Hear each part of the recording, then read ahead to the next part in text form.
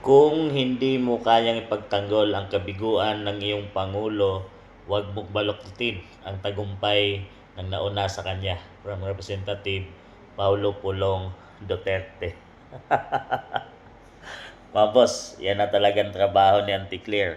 Ang baluktutin ang lahat, ipagtanggol si PBBM. Lahat ng pagkakamali, lahat ng nagagawa at talagang pagtaas ng mga presyo ngayon, yung mga flood control nga corruption ngayon, lahat ay sinisisi ni Auntie Claire sa nakaraang administration.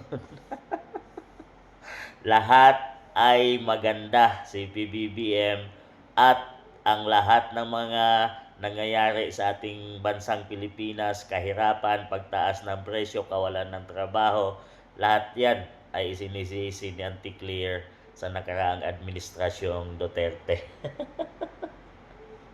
Dito talagang yan ang trabaho niya. Hindi siya spokesperson. Siya nga ay attack dog ng palasyo. Isipin mo, hindi na trabaho ng spokesperson yung kanyang ginagawa, mga boss. Minsan ay talagang pag-aatake sa mga kalaban at ipagtanggol si PBBM.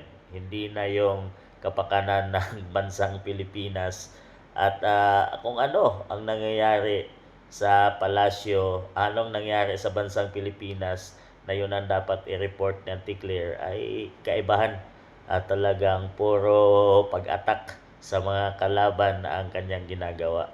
Kakaiba, first time na mangyari sa ating bansang Pilipinas na may ganitong spokesperson. Grabe.